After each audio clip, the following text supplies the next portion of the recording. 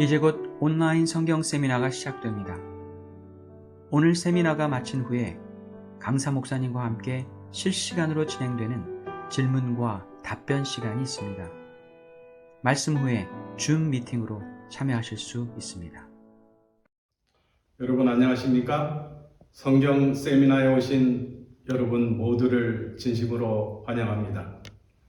이번 한 주간 국제적인 설교가이신 김대성 강사께서 누가 살아남을 것인가라는 총 주제를 가지고 감명 깊은 말씀을 해 주실 것입니다. 우리 주위에 3명 중 1명 혹은 4명 중에 1명은 그리스도인입니다. 그 그리스도인은 성경이라는 중요한 책을 가지고 연구하고 있습니다. 그리고 그 성경이 예수 그리스도에 대해서 말씀하고 있습니다. 여러분, 이 예수 그리스도에 태어난 연도를 기준으로 올해 2021년이라고 말하는 것입니다. 여러분, 그 예수 그리스도에 대해서 알고 싶지 않으십니까? 그 예수 그리스도에 대해서 이 시간 깊이 깨달음으로 여러분의 생애에 기쁨 충만한 삶이 되시기를 기원합니다. 살아계신 아버지 하나님 감사합니다. 비록 온라인 상태이지만 오늘부터 한 주일 동안 누가 살아남을 것인가라는 큰 주제로 말씀잔치 인도하여 주셔서 감사합니다. 지난 1년 반 지구촌의 모든 나라와 족속과 방언에 엄습한 역병으로 인하여 고되고 힘든 여정이었지만 교회와 가정들을 형편과 처지에 따라 지켜주셔서 감사합니다. 이번 집회가 우리들의 신앙 여정에 큰 전환점이 되게 하여 주시고 특히 오늘 저녁 말씀의 제목이 예수를 바르게 아십니까입니다. 아버지 하나님, 오늘 저녁 예수 그리스도를 바르게 알게 원하오니 저희들의 믿음 없음을 용서해 주시고 불쌍히 여기사 성령을 통하여 예수님을 바르게 알게 도와주시옵소서. 주님 근본 집회를 기획하신 난리교회와 협력하시는 지구 목사님들과 함께 하셔서 매 시간 은혜롭고 안정적인 진행이 되도록 도와주시기를 간절히 기도합니다.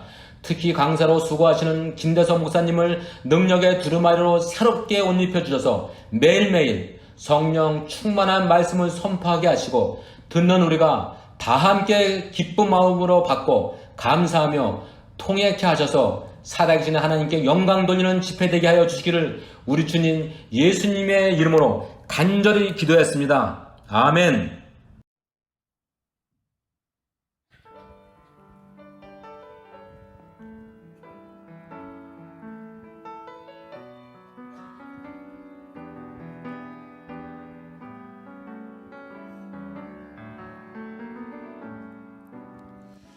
주를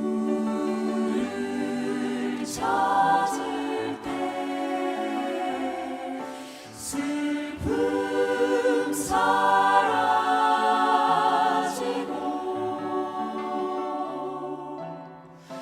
주를 부를 때 두려움 사라지고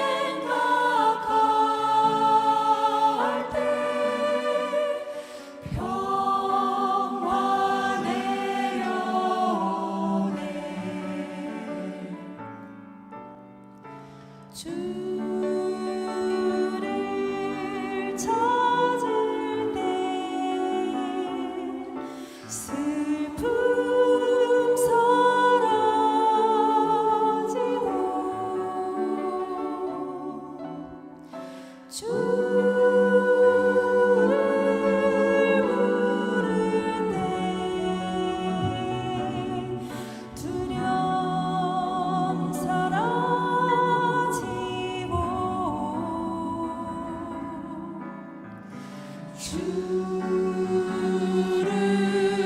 볼 때에 내 눈은 열리고 주 생각할 때 평화 내려오네.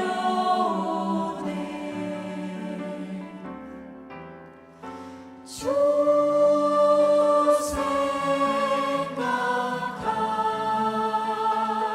때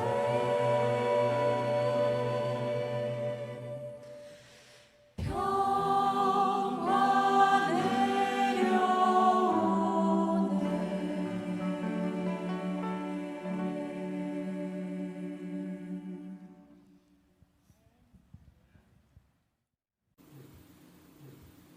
여러분 안녕하십니까? 이번에 캐롤라이나 지역의 성도님들과 또 주민들과 함께 온라인으로 성경 세미나를 갖게 되었습니다.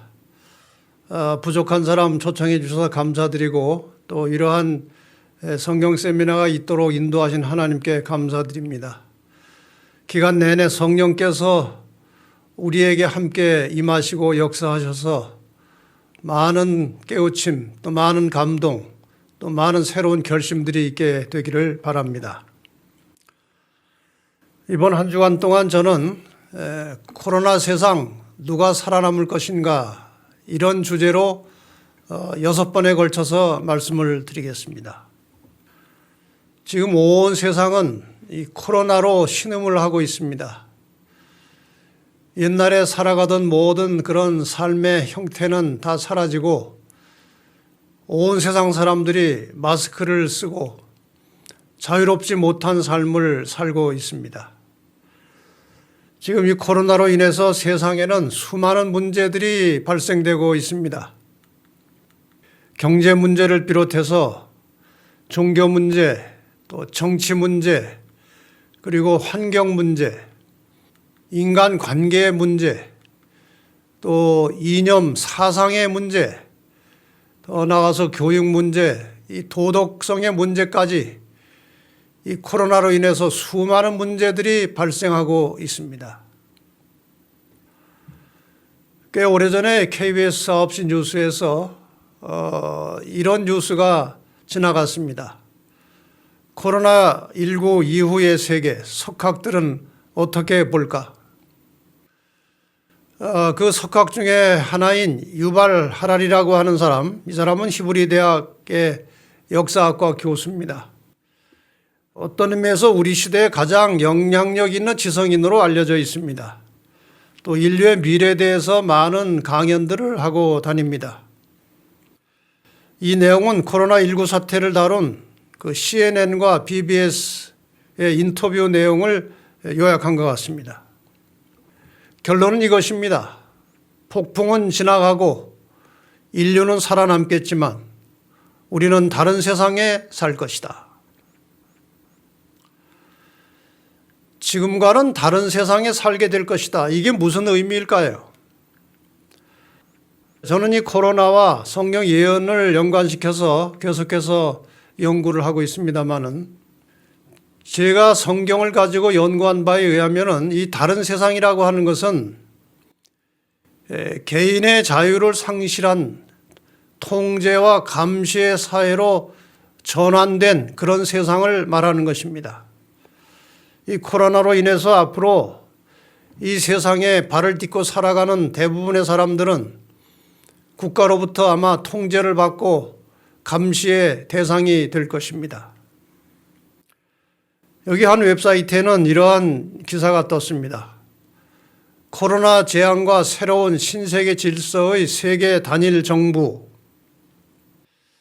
자, 이 새로운 신세계의 세계 단일 정부라는 말은 우리가 오래전부터 듣던 말인데 이것이 바로 지금과는 다른 세상을 의미하는 것이 아닌가 저는 그렇게 생각합니다.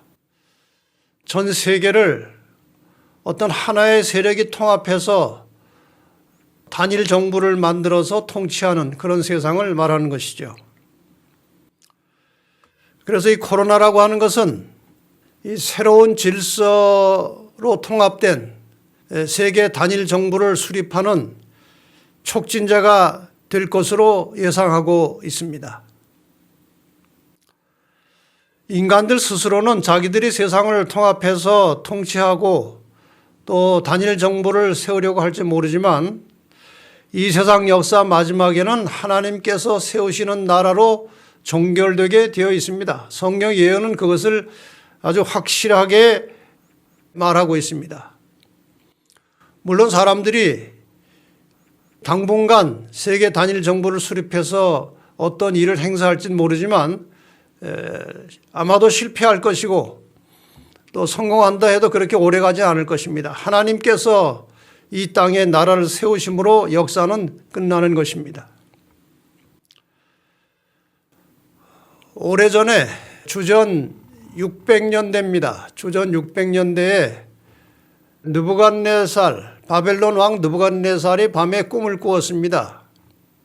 꿈속에 이런 신상이 나타났죠. 이 신상의 머리는 금으로 되어 있었고 가슴과 팔들은 은으로 되어 있었고 배와 넓적다리는 노수로 되어 있었습니다. 그리고 종아리는 철로 되어 있고 종아리에서 이어진 그 발과 발가락은 철과 진흙이 섞여 있었습니다. 그런데 돌이 나타났습니다. 공중에서 돌이 하나 나타나더니 철과 진흙에 발을 치니까 저 신상이 타작마당의 겨같이 다 바람에 날려버렸고 돌이 태산을 이루어 세상에 가득하였다. 그런 꿈이었습니다. 이 꿈을 이제 다니엘이 나와서 해석을 합니다. 저 신상의 머리는 그 당시 세계를 통치하고 있던 바벨론 제국이었습니다. 그 다음에 은으로 된 가슴과 팔들은 바벨론을 멸망시킨 페르시아 제국이었습니다. 그 다음에 노수로 된 배와 넓적다리는 페르시아를 멸망시킨 그리스를 상징하고 있었습니다. 그 다음에 철같이 강한 로마, 종아리 나라가 올라와서 그리스를 멸망시켰고 로마 제국은 여러 나라로 분열되어서 쪼개졌고 그 이후로는 어떤 나라도 세계를 하나로 통합하지 못한 채 분열된 철같이 강한 나라와 흙같이 약한 나라가 섞여 살지만 하나로 통합되지 않는 열국시대가 되었습니다. 지금 우리는 그 열국시대의 연장선에 살고 있습니다. 거의 마지막 부분에 와 있는 것이죠. 저 열국은 어떻게 끝날 것인가에 대해서 다니엘서 2장 44절에 이렇게 말씀하셨습니다. 이 열왕의 때에 하늘에 하나님의 한 나라를 세우시리니 이것은 영원히 망하지도 아니할 것이요 그 국권이 다른 백성에게로 돌아가지도 아니할 것이요 도리어 이 모든 나라를 인간의 모든 나라들을 쳐서 멸하고 영원히 설 것이라. 저 하나님께서 이 역사의 마지막에 세우시는 하나님의 나라는 성경 예언에 의하면 예수 그리스도의 재림으로 성취되는 나라입니다. 그러니까 저 작은 신상 안에 약 2500년 이상의 역사가 포함되어 있습니다. 그러니까 주전 605년 바벨론 시대로부터 재림 때까지 세상 역사가 저 꿈속에 다 들어있었던 것입니다. 그래서 이 성경을 믿고 이 예언을 제대로 배운 사람들은 코로나가 아무리 창궐하고 이 세상의 미래가 불확실해도 아주 안정된 마음으로 확실한 미래를 바라보면서 인생을 살 수 있게 되는 것입니다. 여기 어느 한 장로님께서 얼마 전에 저에게 문자 메시지를 이렇게 보내오셨습니다. 세상이 너무나 혼란스럽고 불안한 가운데 재림 설교로 불확실한 세상의 미래를 밝혀주셔서 감사합니다. 평지를 갈 때에도 눈을 감고 걸으면 매우 불안하지만 눈을 뜨고 걸어가면 험한 길도 안심하고 평안히 갈 수 있듯이 목사님이 예언의 빛을 가지고 재림과 함께 미래 역사를 자세히 설명해 주시니까 평안한 마음으로 세상을 살게 됩니다. 감사합니다. 이번에 제가 예언을 가지고 설교하는 것은 아니지만 이 성경 말씀을 잘 들어보시면 이 미래가 확실하게 눈에 보일 것이고 우리가 갈 길이 나타날 것이고 무엇을 하고 살지가 분명해집니다. 그래서 여러분은 비록 현재 우리의 사는 세상은 불안하고 불확실하지만 아주 확실한 미래를 바라보고 평안한 삶을 살 수 있게 되실 것이라고 생각합니다. 6일 동안에 함께 공부하실 각 하루하루의 제목을 설명을 드리겠습니다.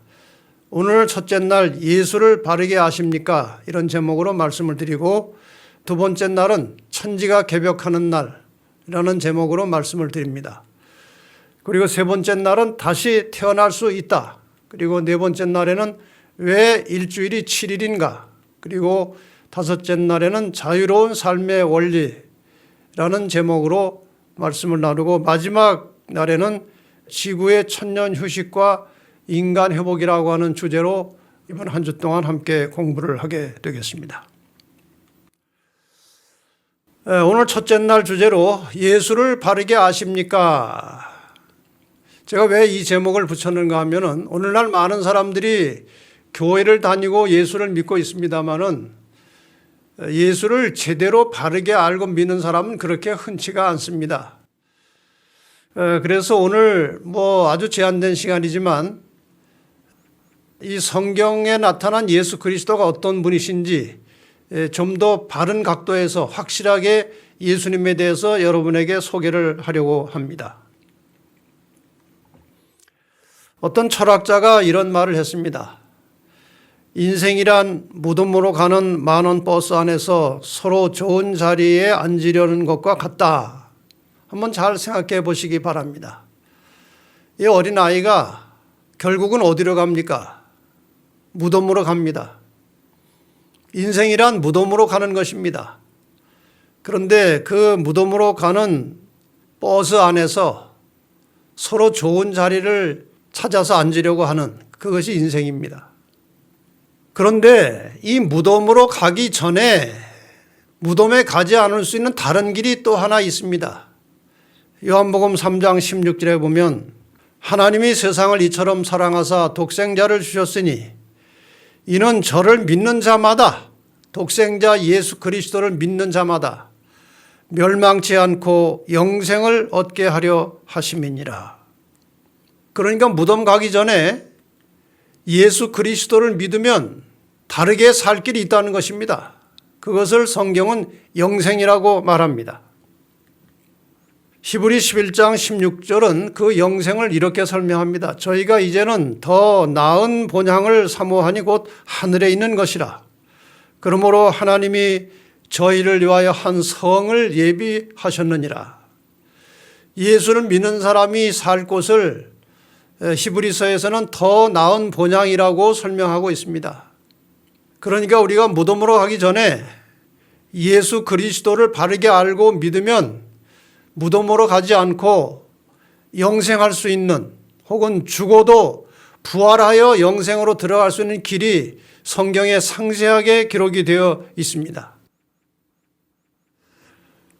그래서 오늘 이 시간에는 우리가 믿고 구원을 받게 해주시는 예수 그리스도가 어떤 분인지를 여러분에게 좀 소개하려고 합니다. 아까 말씀드린 대로 이 세상에 많은 사람들이 예수를 잘 모르고 예수를 믿습니다. 한번 여러분 이 그림을 보시기 바랍니다. 이게 누구십니까? 예수라고 대답하시겠죠. 또 이분은 조금 다르게 생겼습니다만은 저 그림을 봐도 또 뭐라고 대답하십니까? 예수라고 말합니다. 여기 웃고 있는 이분도 누구의 그림이냐고 말하면 예수라고 말할 것입니다. 여기에도 예수님이 또 계십니다. 저분도 예수님이십니다. 저분도 예수를 그려놓은 것입니다. 아프리카에서는 예수를 이렇게 그립니다. 색깔을 다르게 합니다. 저런 예수님도 계십니다. 다 다르게 생겼지만 저분도 예수님이시고 요즘은 안경 쓴 예수님도 또 그려져 나옵니다. 다 예수님이십니다. 어떤 고고학자는 지금 나온 저 그림이 가장 예수와 가까운 그림이라고 말하는 학자도 있습니다. 어쨌든 수많은 예수 그림들이 있지만 다 얼굴이 다르게 생겼고 그러나 우리는 다 저 사진을 보면서 예수라고 대답합니다. 왜 그럴까요? 저 예수 얼굴을 그린 화가들이 생각하는 예수에 대한 이미지가 다 다른 것입니다. 마찬가지 원리로 오늘날 교회를 다니는 수많은 사람들이 생각하는 예수가 각각 다 조금씩 달라요. 그 무슨 차이일까요? 뭐 때문에 예수에 대한 생각이 다를까요? 요한복음 17장 3절에 보면 영생은 곧 유일하신 참 하나님과 그의 보내신 자 예수 그리스도를 아는 것이니라. 영생은 하나님과 예수 그리스도를 아는 것이라고 그랬어요. 그러니까 예수를 제대로 알아야 된다는 말이죠. 그런데 예수를 어떻게 알 수 있느냐? 요한복음 5장 39절에 보면은 너희가 성경에서 영생을 얻는 줄 생각하고 성경을 상고하거니와 이 성경이 곧 내게 대하여 증거하는 것이로다. 예수님께서 말씀하시기를 이 성경이 내게 대하여 증거한다고 말씀하셨습니다. 그렇다면 예수를 제대로 알려면 성경을 제대로 알아야 하는 것입니다. 사람들이 다 예수에 대한 생각이 조금씩 다른 것은 성경에 대한 지식이 달라서 그런 것입니다. 성경을 제대로 바르게 알면 알수록 예수를 정확하게 구별할 수 있고 깨달을 수가 있게 되는 것이죠. 자, 그러면 성경은 어떤 책인가? 이 성경에 대해서 간략하게 설명을 좀 드리겠습니다. 여러분이 아시는 대로 성경은 구약과 신약으로 되어 있습니다. 저기에 이 약이라고 하는 것은 약속할 때의 약자입니다. 그래서 성경은 두 개의 큰 약속으로 되어 있다는 말씀이죠. 첫 번째 약속, 구약은 무엇이냐? 이 구약은 죄로 인해서 영원히 죽을 수밖에 없는 인생들을 구원하시기 위해서 메시아, 예수 그리스도께서 이 세상에 오실 것이라고 하는 약속입니다. 하나님께서 사람에게 약속을 하신 것입니다. 그 약속대로 예수님은 지금부터 2000여 년 전에 이 세상에 오셨습니다. 그리고 인간의 죄를 용서하시고 죄를 대속하시고 사람을 구원하시기 위해서 인간의 죄를 대신해서 십자가에 달려 돌아가셨습니다. 아무런 죄 없으신 분이십니다. 그런데 가장 흉악한 죄인을 죽이는 십자가형에 달려서 예수님은 돌아가셨습니다. 구약의 약속이 지켜진 것입니다. 그 다음에 예수님께서 3일 만에 부활하시고 40일 후에 하늘로 승천해 올라가셨는데 가시기 전에 약속을 또 하나 하셨습니다. 그것이 신약입니다. 신약은 예수 믿고 구원받은 하나님의 백성들을 데리러 다시 오시겠다는 재림의 약속이죠. 예수께서 재림하실 때에는 영원히 멸망받을 자들이 있고 영원히 생명에 들어갈 자들이 있습니다. 그래서 예수의 재림과 함께 구원받은 자들이 영원히 살게 되는 것입니다. 다시 요약해서 설명드리면 예수께서 구약의 약속을 따라서 초림하신 목적은 인간을 죄로부터 구원하시기 위해서 오신 것이고 그 다음에 신약의 약속, 재림의 약속은 죄로부터 구원받은 사람들을 이 죄악 세상에서 구출해 가시기 위해서 다시 오시는 것입니다.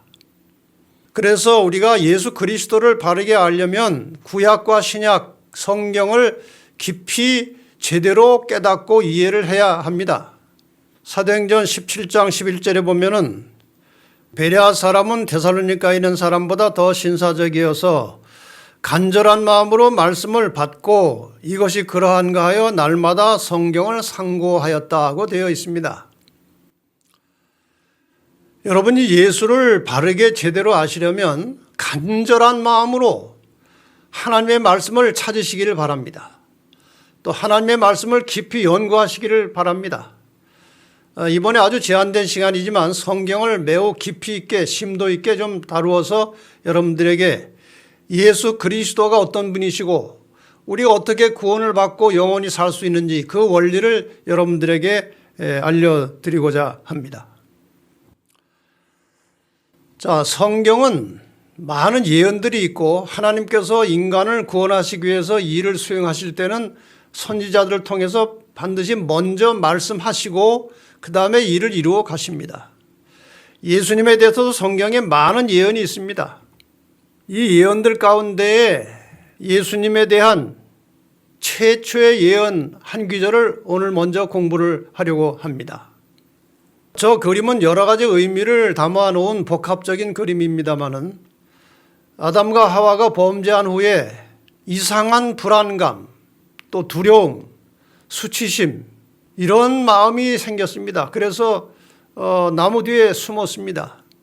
그때에 하나님께서 나타나셔서 하나님께서 아담을 부르셨습니다. 아담아, 너 왜 그러고 있느냐? 선악과 먹었냐? 예, 하와가 주어서 먹었습니다. 하나님께서는 다시 하와에게 묻습니다. 너는 왜 먹었느냐?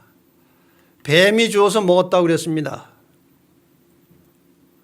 이 뱀이 하와를 유혹할 때에 말을 합니다. 하나님께서 정말 이 동산 모든 나무의 실과를 먹지 말라고 하시더냐 하고 말을 합니다.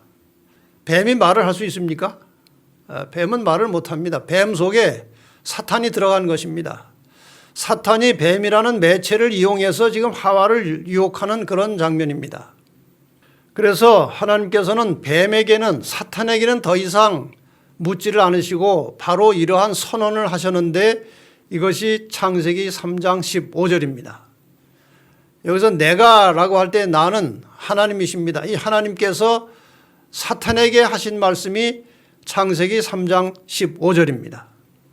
내가 너로 여자와 원수가 되게 하고, 여기 여자는 물론 상징적인 단어입니다. 나중에 설명을 드리겠습니다.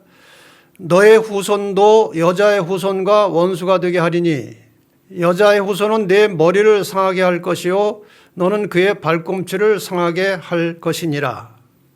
내용을 보면 여기에 두 편이 있고 싸우는 장면입니다. 머리를 상하고 발꿈치를 상합니다. 싸움의 결과입니다.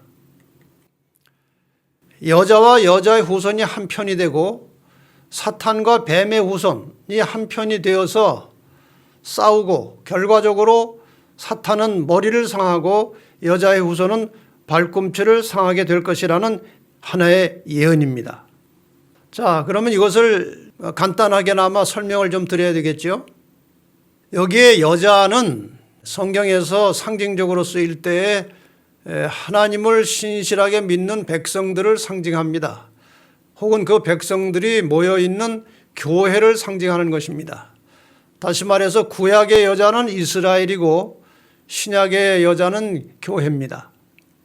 그 다음에 여자의 후손은 특별히 구약의 여자 이스라엘 백성의 혈통을 빌려서 이 땅에 태어나실 메시아 예수 그리스도를 가리켜서 여자의 후손이라고 말하고 있습니다. 지금 방금 말씀드린 대로 여기서 너는 뱀, 용, 사탄, 마귀를 가리키는 것입니다. 그러니까 사탄과 여자, 교회가 서로 대립하고 대적하겠다는 그런 뜻이죠. 너의 후손은 이 땅에서 사탄의 일을 이루어가는 악의 세력들을 말하고 있습니다. 너의 후손도 여자의 후손과 원수가 될 것이다. 이 악의 세력들이 메시아 예수 그리스도를 대적해서 싸우겠다 그 말이죠. 싸움의 결과 여자의 후손은 발꿈치를 상합니다. 이 발꿈치를 상했다는 말과 머리를 상했다는 말은 상당히 대조적인 표현입니다. 발꿈치를 상했다는 것은 일시적인 상처를 말하는 것이고 머리를 상했다는 것은 치명상을 입고 영원히 멸망할 것을 말하는 것입니다. 다시 말해서 예수 그리스도는 일시적인 상처를 입을 것이다. 이것은 십자가의 죽음과 그 다음에 부활을 말하는 것입니다. 예수님께서 영원히 돌아가시는 것이 아니고 잠시 상처는 입으시지만 부활하시고 승천하실 것을 포함해서 발꿈치를 상하는 것으로 예언한 것입니다. 그러나 사탄은 머리를 상한다고 했습니다. 결과적으로 사탄은 완전히 멸망해서 이 땅에서 사라지게 될 날이 분명히 올 것입니다. 이 그림을 보시면 어느 정도 이해가 되시겠죠. 여자 후손은 내 머리를 상하게 할 것이고 너는 그의 발꿈치를 상하게 할 것이다. 뱀은 머리를 밟으면 꼼짝 못합니다. 그런데 머리를 밟는 과정에서 발꿈치를 물릴 수도 있다. 그런 우리가 상상을 해볼 수가 있습니다. 어쨌든 이 싸움의 결과를 이렇게 예고하고 있습니다. 이렇게 해서 창세기 3장 15절에 여자의 후손이라고 예언된 예수 그리스도께서 마침내 이 세상에 탄생하셨습니다. 사탄의 머리를 상하게 할 예수 그리스도, 여자의 후손이 이 땅에 태어난 것입니다. 지금부터 약 2000여 년 전에 유대 땅 베들레헴 마구간에서 예수님께서 이렇게 아기로 태어나셨습니다. 하나님이 사람이 되신 것입니다. 참 신비하고 놀라운 일이죠. 어쨌든 하늘에서 하나님께서 이 땅에 인간으로 내려오셨습니다. 이렇게 해서 한 일정 기간 동안에 하나님이 사람과 함께 사셨습니다. 참 얼마나 놀라운 사랑이고 얼마나 신기한 일입니까? 하나님께서 사람이 되셔서 함께 사셨는데 예수님께서 어떻게 사셨는지는 사복음서에 상당히 상세하게 나와 있습니다만은 그 내용을 다 설명드릴 수는 없고 예수님께서 어떻게 사셨는지 압축해서 써놓은 성경절이 마태복음 4장 23절입니다.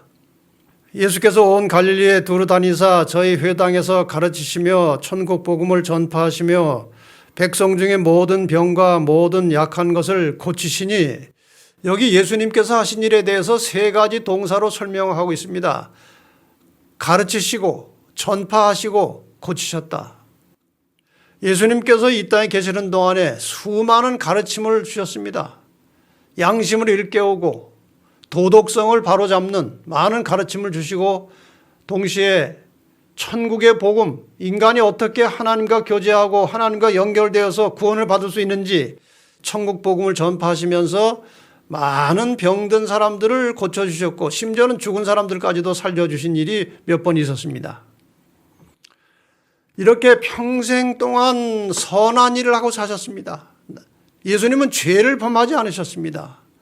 그런데 마침내 예수님께서는 가장 흉악한 죄인을 사형시키는 십자가의 형벌로 돌아가셨습니다. 그 예수님께서 십자가의 형벌로 돌아가시는 장면을 이제 잠깐 보겠습니다. 온 우주의 왕이신 예수님께서 이 땅에 내려오셔서 인간들에게 모욕과 조롱을 받으셨습니다. 심판자이신 주님께서 죄인들에게 억울한 재판을 받으셨습니다.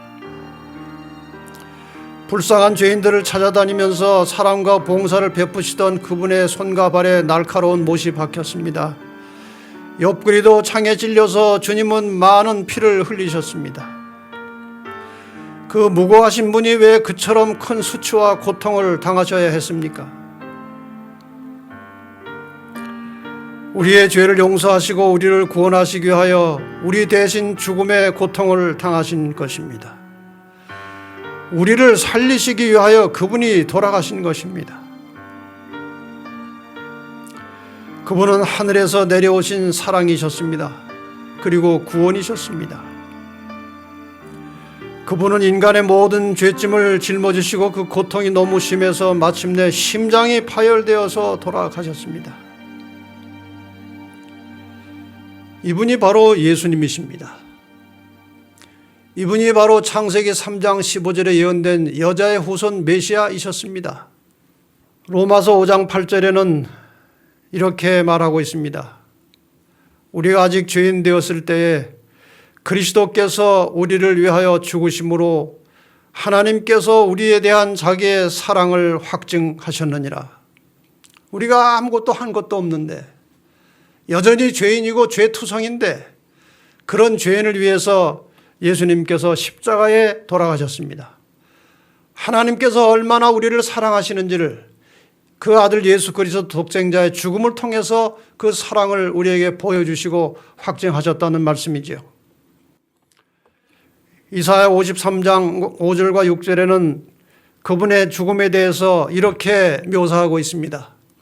그가 찔림은 우리의 허물을 인하며 그가 상함은 우리의 죄악을 인함이라. 그가 징계를 받음으로 우리가 평화를 누리고 그가 채찍에 맞음으로 우리가 나음을 입었도다. 우리는 다 양 같아서 그릇 행하여 각기 제 길로 갔거늘 여호와께서는 우리 무리의 죄악을 그에게 담당시키셨도다. 이렇게 해서 예수님께서는 우리의 모든 죄짐을 짊어지시고 십자가에 돌아가심으로 우리가 죄로부터 해방되게 되었습니다. 우리가 이 죄의 결과인 사망을 당하지 않고 예수 그리스도를 통해서 영원한 생명으로 들어갈 수 있는 길이 열린 것입니다. 여기 일본의 한 신실한 기독교 청년의 이야기가 있습니다. 꽤 오래전의 이야기인데 제가 오래전에 듣고 하도 감동적이라 이렇게 생생하게 좀 기억을 하면서 그림으로 한번 옮겨봤습니다. 이 기독교 청년이 이제 한 여청년과 교제를 하게 되었고 이 여청년의 집을 방문하게 되었습니다. 근데 여청년의 집을 가는데 아주 시골에 있는 집이라 이제 기차를 타고 여행을 하는데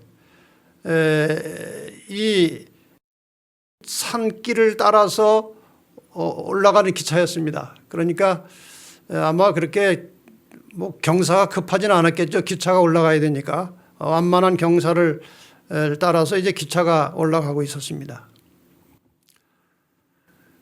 그런데 이 기차와 기차, 이 칸 사이를 연결하는 고리가 하나가 풀어져서 그 뒤에 매달려 있던 차량들이 뒷걸음질을 쳐서 내려가는 것입니다. 뒤로 내려가는 것입니다. 이 청년도 그쪽에 타고 있었습니다. 그리고 이걸 본 것입니다. 이대로 가면 나중에 가속도가 붙어서 큰 사고가 날 것이고 많은 사람들이 죽을 것입니다. 그래서 이 청년은 자기의 생명도 생명이지만 이 많은 사람들이 죽는 것에 대해서 상당히 고민을 하게 되었고 마침내 이 청년은 차에서 내려서 차가 아주 천천히 가고 있었기 때문에 빨리 뛰어내려가서 제일 뒤편에 가서 철로에 들어 누웠습니다. 결과가 어떻게 되는지 여러분이 상상하십니까? 이 청년은 아주 심한 상처를 입고 죽었습니다. 그러나 기차는 멈췄습니다. 그래서 죽을 뻔했던 그 기차에 탄 사람들이 이 청년 하나의 죽음으로 다 살게 된 것입니다. 여러분, 예수님께서 돌아가심으로 죽을 뻔했던 우리가 살게 되었다는 것입니다.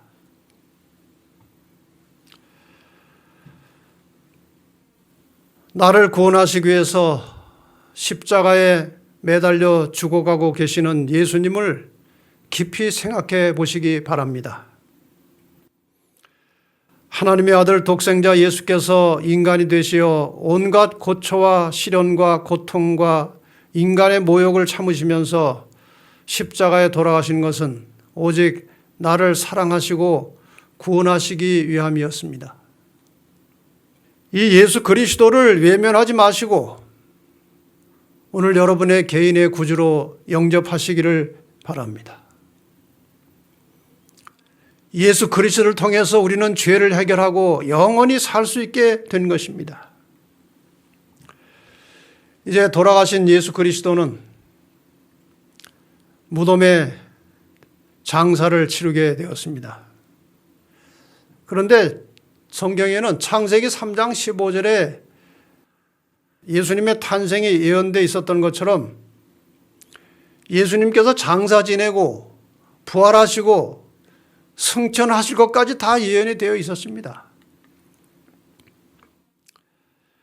예수님의 장사에 대해서 이사야 53장 9절에 이렇게 표현하고 있습니다. 그는 강포를 행치 아니하였고 그 입에 괴사가 없었으나 죄인이 아니었습니다. 그런데 그 무덤이 악인과 함께 되었다. 예수님께서 십자가에 돌아가실 때 그 양 옆에 아주 흉악한 두 죄인이 있었고 그 두 죄인의 모습처럼 예수님께서 처참하게 십자가에 돌아가셨습니다. 그런데 그 묘실이 부자와 함께 되었도다. 그런데 무덤에 들어가실 때는 그 가난한 예수님께서 부잣집 무덤에 들어가겠다는 예언이 나와 있어요. 마가복음 15장 46절에 보면은 부자 요셉이에요. 이 사람 아주 부자로 소문나 있던 사람이에요. 요셉이 세마포를 사고 예수를 내려다가 이것으로 싸서 바위 속에 판 무덤에 넣어두고 돌을 굴러 무덤 문에 놓으매. 이렇게 해서 예수님은 아주 가난한 분이셨지만 부잣집 사람 돌무덤에 장사 지낸 바 되었습니다. 그러나 예수님은 무덤에 오래 계실 뿐이 아니고 예수님께서 부활하실 것이 또 예언되어 있었습니다. 시편 16편 10절에 보면은 이는 내 영혼을 음부에 버리지 아니하시며 주의 거룩한 자로 썩지 않게 하실 것임이니이다. 무덤 속에 오래 있으면 사람이 썩습니다. 그런데 예수님은 이 거룩한 분은 썩지 않을 것이라고 예언이 되어 있었습니다. 예수님께서 돌아가신 지 3일 만에 부활하셨습니다. 예수님의 죽음을 애통한 몇 여자들이 일요일 아침 일찍이 무덤에 가봤습니다. 그랬더니 천사가 나타나서 여자들에게 일러 가로되 너희는 무서워 말라. 십자가에 못 박히신 예수를 너희가 찾는 줄을 내가 아노라. 그가 여기 계시지 않고 그의 말씀하신 대로 살아나셨느니라. 예수님은 살아나셨습니다. 이 세상에서 죽은 모든 사람의 무덤이 이 땅에 있습니다. 그러나 예수님은 분명히 십자가에 돌아가셨지만 그분의 무덤은 비어 있습니다. 그분은 살아나셨습니다. 그리고 어디로 가셨습니까? 살아나셔서 어디로 가셨습니까? 40일 동안 제자들과 여러 사람들에게 나타나셔서 예수님께서 부활하신 모습을 보여주고 제자들에게 용기를 주고 희망을 주고 사명을 주셨습니다. 그리고 40일 후에 사람들이 지켜보는 가운데서 예수님은 하늘로 가셨는데 이 하늘로 갈 것에 대한 예언도 나와 있습니다. 시편 68편 18절에 보면은 주께서 높은 곳으로 오르시며 이러한 말씀이 나옵니다. 예수님께서는 원래 높은 곳에 계시다가 이 땅에 오셨어요. 이 땅에 33년 반을 사시고 십자가에 돌아가시고 부활하신 후에 다시 그 높은 곳에 원래 계시던 곳으로 올라가셨습니다. 그 예수님께서 승천하시는 장면을 사도행전 1장 8절과 9절에 이렇게 기록하고 있습니다. 오직 성령이 너에게 임하시면 너희가 권능을 받고 예루살렘과 온 유대와 사마리아와 땅끝까지 이르러 내 증인이 되리라 하시니라. 이 말씀을 마치시고 저희 보는 데서 올리어 가시니 구름이 저를 가리워 보이지 않게 하더라. 예수님은 원래 계시던 그곳, 하나님 아버지가 계신 그곳으로 예수님은 올라가셨습니다. 그런데 그냥 가버리신 것이 아닙니다. 그분은 아까 우리가 성경을 공부할 때 성경이 어떤 책인지에 대해서 공부할 때 잠깐 보신 것처럼 약속을 하고 올라가셨습니다. 내가 다시 올 것이다. 그래서 그 약속 말씀대로 예수님은 분명히 다시 오실 것입니다. 예수님께서 친히 하신 여러분이 너무나 잘 아시는 이 말씀을 다시 한번 살펴보겠습니다. 요한복음 14장 1절로 3절입니다. 너희는 마음에 근심하지 말라. 하나님을 믿으니 또 나를 믿으라. 내 아버지 집에 그 하늘에 거할 곳이 많도다. 내가 너희를 위하여 처소를 있을 곳을 예비하러 가노니 가서 너희를 위하여 처소를 예비하면 내가 다시 와서 너희를 내게로 영접하여 나 있는 곳에 너희도 있게 하리라. 이 다시 온다는 말은 두 번째 온다는 말입니다. 예수님께서 2000여 년 전에 초라한 모습으로 마구간에 태어나셔서 이 땅에 한 번 오셨었습니다. 그리고 예수님께서 생애를 마치시고 하늘에 올라가시면서 내가 다시 오겠다고 약속하셨습니다. 또 다른 성경절에도 마태복음 24장 30절에 보면은 그때 인자의 징조가 하늘에서 보이겠고 그때 땅의 모든 족속들이 통곡하며 그들이 인자가 구름을 타고 능력과 영광으로 오는 것을 보리라. 예수님께서 처음 오실 때에는 아주 초라한 모습으로 조용하게 오셨습니다. 그러나 이제 구원받은 하나님의 백성들을 데리러 오실 때는 능력과 큰 영광으로 오는 것을 모든 사람이 볼 수 있도록 오실 것입니다. 여러분, 예수님께서 다시 오실 것을 믿으십니까? 여러분이 믿지 않아도 예수님은 오실 것입니다. 노아 홍수 때 많은 사람들이 홍수를 믿지 않았지만 홍수가 왔듯이 오늘날 많은 사람들이 재림을 믿지 않지만 예수님은 반드시 오실 것입니다.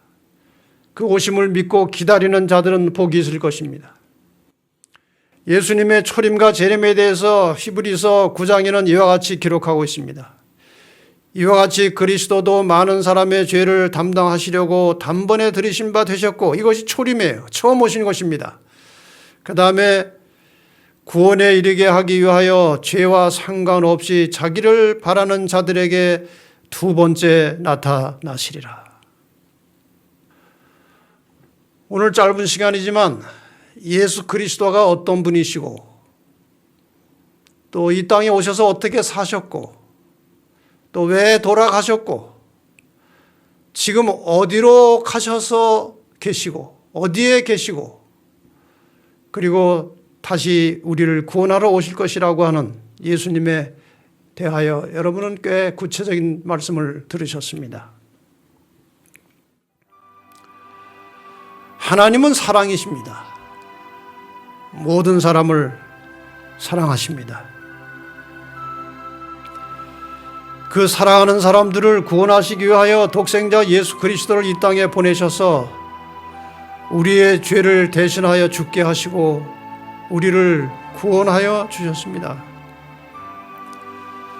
누구든지 예수를 나의 구원자로 믿으면 멸망하지 않고 영생을 얻을 수 있는 길을 준비해 주셨습니다.